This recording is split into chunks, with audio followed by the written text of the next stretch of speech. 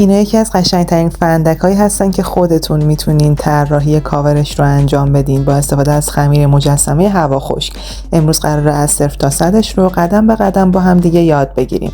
پس به این متریالتون رو بیارین و شروع کنین. تازه این میتونه یه ایده خفن برای هدیه دادن هم باشه. پس حتما این ویدیو رو سیو کنین.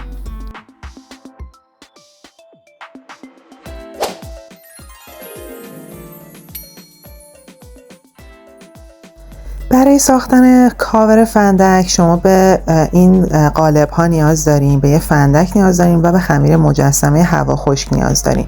خمیر مجسمه‌ای که برای این کار بهتر استفاده کنین، بهترین خمیر برند دازن هست. با توجه به تجربه‌ای که من دارم، اگر داس رو بهش دسترسی دارین، داس هم خیلی خوبه، اما بین همه خمیرهای مجسمه یا دازن رو برای این کار استفاده کنین یا داس رو، چون بقیه کارها خیلی ترک میخوره وقتی که می‌خوایم وصلش بکنیم به فندک، ولی دازن ترک خیلی کمتری میخوره و ترک‌ها رو میتونین بگیرین.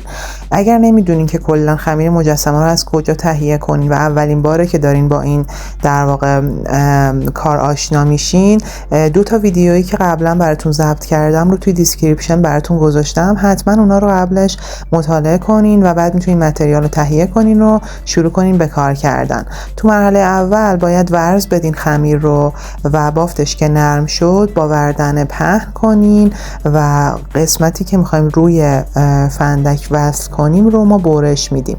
به صورت حالت یک نوار برش میدیم و بعد به عنوان بدنه فندک روی فندک اضافه میکنیم.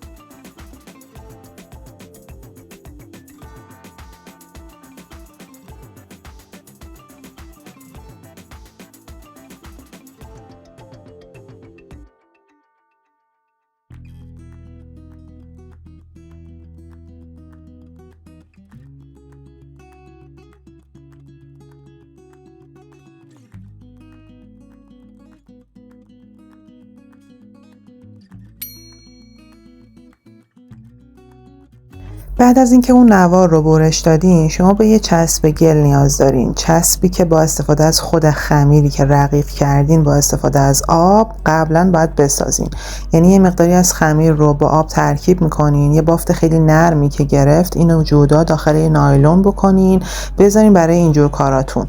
و حالت چسب داره این، چون چسبندگی خیلی بالایی داره، به عنوان چسب زیر کارمون ما میزنیم. یه لایه روی فندک میزنیم، یه لایه هم روی خود اون زمینه نواری که میخوایم روی کار وصلش بکنیم و بعد اون نوار رو دور تا دور کار میچسبونیم. فشار دستتون باید زیاد باشه که این کاملا بچسبه و بعد لبه هاش رو هم فید کنین تا کاملا چسبندگی بهتری داشته باشه.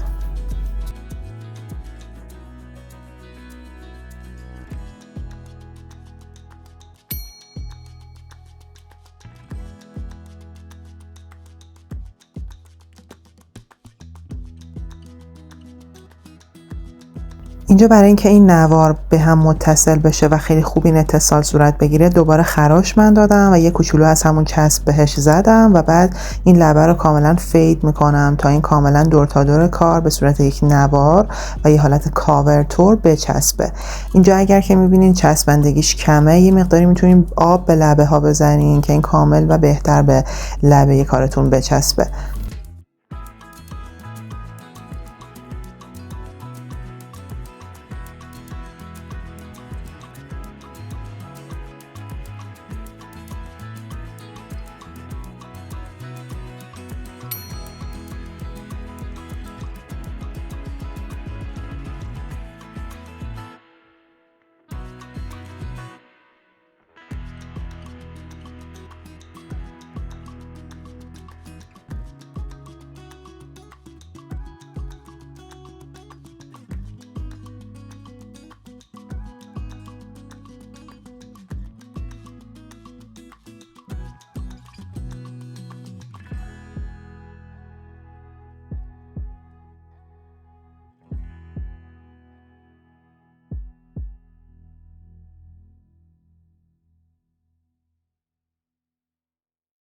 دقت کنین که این لبه رو کاملا باید به خود بدنه کامل بچسبونین، فشار دستتون زیاد باشه، با دستتون سعی کنین کامل بچسبه که بعد از اینکه خشک میشه ترک نخوره و این کاور کاملا کل کار و سطح کار رو بپوشونه.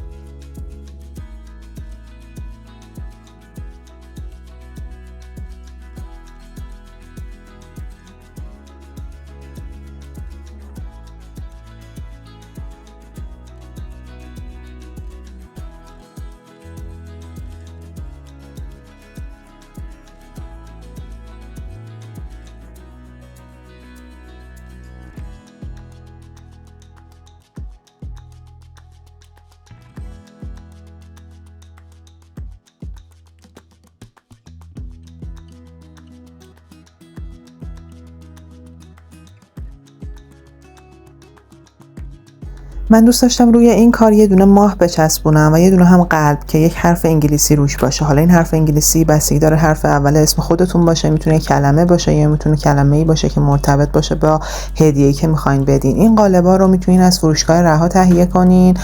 قالب‌ها خیلی کارتون رو راحت‌تر میکنن. اگر که طراحیتون ضعیفه و براتون سخته، با این قالب‌ها راحت‌تر میتونین فرم ماه و قلب رو در بیارین. این قالب‌ها در واقع قالب‌های همون کوکی‌ها هستن، اما فروشگاه رها هم داره، با قیمت خیلی مناسبی میتونین تهیه کنین. پیجشون رو توی دیسکریپشن براتون گذاشتم. بعد از اینکه اینا رو برش دادین، دو تا سطر رو مجدد باید خراش بدین. هم خود بدنه فندک رو باید خراش ایجاد کنین، هم برای پشت ماه و قلبتون، و بعد با استفاده از چسبی که ساخته بودیم دوباره متصل میکنیم و لبه دور تا دورش رو فید میکنیم تا کاملا بچسبه.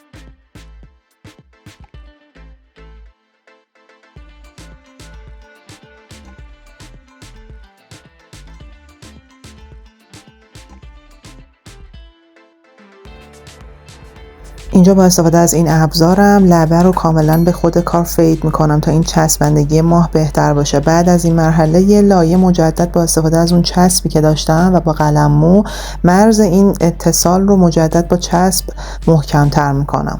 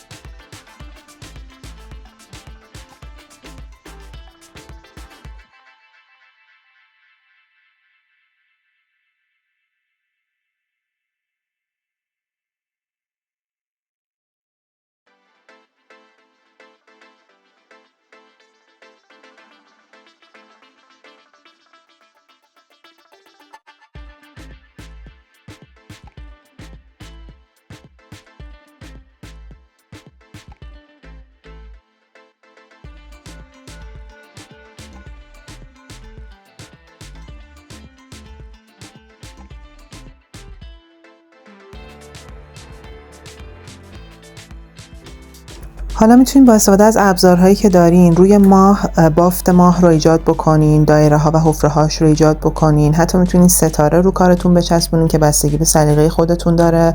روی اون قلب میتونین به حالت فرو رفتگی حرف انگلیسی بنویسین یا حروف اول اسم شخصی که میخواین بهش مثلا فندک رو هدیه بدین، یا حرف اول اسم خودتون هست رو میتونین هک کنین که اینجا دیگه بستگی به سلیقه خودتون داره چه جزئیاتی به کار اضافه کنین. بیس اصلی اتصالی که به فندک هست و باید انجام بشه رو من اینجا بهتون توضیح دادم. بعدش کارو میذارین کاملا یک روز خشک بشه و بعد برمیگردین برای نقاشیش.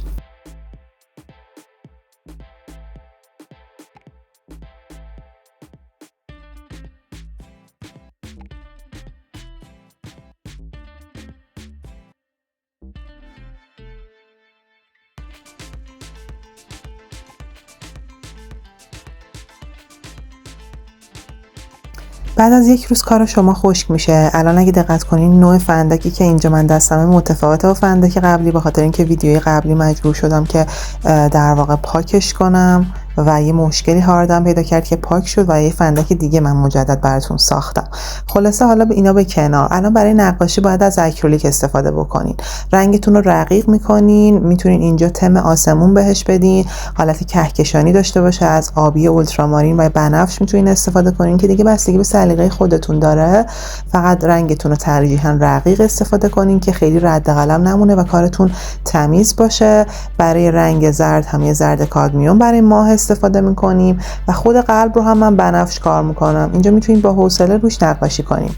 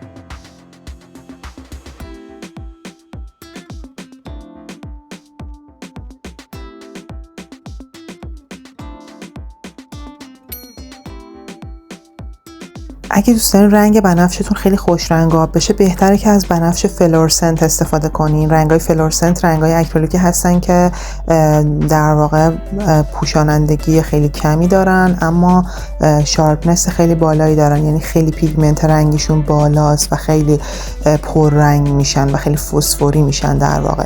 اگه این رنگا رو هم خواستین تهیه کنین میتونین به همون فروشگاه رها مجدد مراجعه کنین که توی پیجشون از این رنگا رو هم موجود دارن. و بعد از نقاشی شما باید کارتون رو وارنیش بزنین که حالا تو ادامه بهتون نشون میدم که از چه طریقی میتونین به این کار وارنیش بزنین که قسمت‌های بالای کارتون خراب نشه. و اگه کلا نمیدونین از چه رنگ اکریلیکی باید تهیه کنین و از چه برندی استفاده کنین، همینطور از چه برند وارنیش باید استفاده بکنین، توی یکی از ویدیوهای قبلی بهتون توضیح دادم، لینکشو بالا براتون میذارم که اونو حتما مطالعه کنین و ببینین.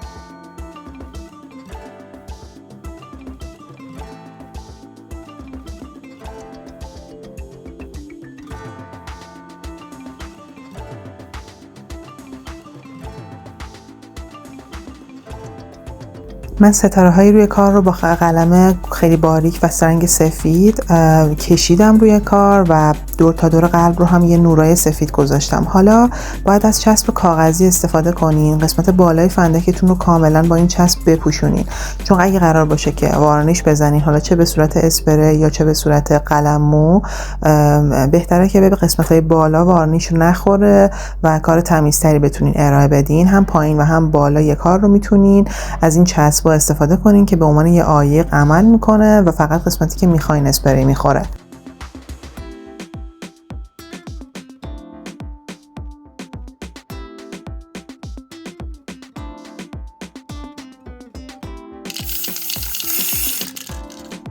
بعد از اینکه اسپری زدین، بعد از 1 روز کارتون کاملا خشک میشه، میتونین چسبش رو بکنین و کارتون آماده است، حالا چه برای هدیه دادن چه برای استفاده خودتون.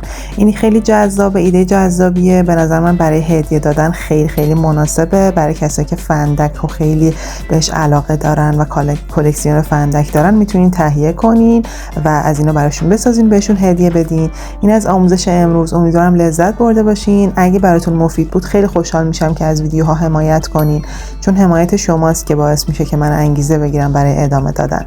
ممنونم که از من دریغش نمی‌کنین. تا ویدیوی بعدی، خداحافظ.